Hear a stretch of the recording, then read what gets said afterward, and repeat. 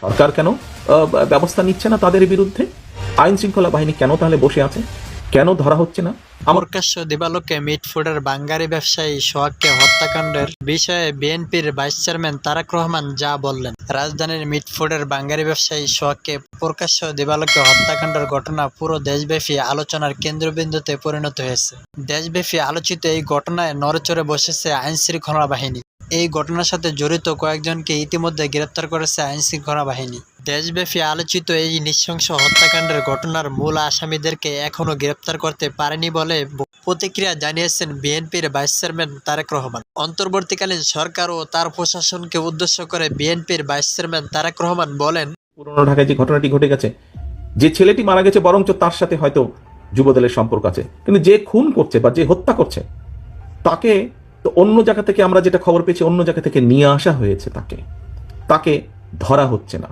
ধরা হলো, অন্যদেরকে অ্যারেস্ট করা হলো, তাকে ধরা হচ্ছে না। কি তাকে আসামিও পর্যন্ত বোধহয় করা হয়নি এখন পর্যন্ত। কেন হয়নি? কেন ধরা হচ্ছে না? আমাদের পক্ষ থেকে তো একবারও বলা হয়নি যে তমুককে ধরা যাবে না, অমুককে ধরা যাবে, একবারও তো এই কথাটি বলা হয়নি। আমরা বরাবর বলে দিচ্ছি, একটু আগে যেটি আপনাদের সামনে বলেছি, বরাবর আমরা বলেছি অন্যায়কারী আইনের দৃষ্টিতে তার বিচার হবে। দলের সাথে তার কি সম্পর্ক, কিচ্ছু যায় আসে না তাকে দল কোনো রকম প্রশ্রয় দিবে না। কেউ যদি কোনো অন্যায় করে থাকে, তাহলে প্রশাসন ধরছে না কেন তাকে?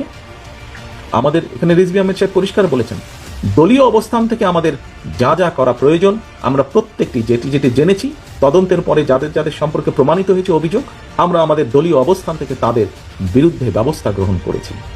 আইন শৃঙ্খলা বাহিনী কেন তাহলে বসে আছে? আইন শৃঙ্খলা বাহিনীকে চালায় কে? বিএনপি তো চালায় না, চালাচ্ছে তো সরকার। তাহলে সরকার কেন ব্যবস্থা নিচ্ছে না তাদের বিরুদ্ধে? সেটি দলেরই হোক বা সেটি অন্য কোনো লোকই হোক, কেন ব্যবস্থা নিচ্ছে না? দর্শক বন্ধুরা, বিএনপির ভাইস চেয়ারম্যান তারেক রহমানের এমন বক্তব্যকে আপনি কিভাবে দেখছেন? আপনার মতামত কমেন্ট বক্সে জানিয়ে দিন। ভিডিওটি ভালো লাগলে লাইক, কমেন্ট এবং শেয়ার করুন।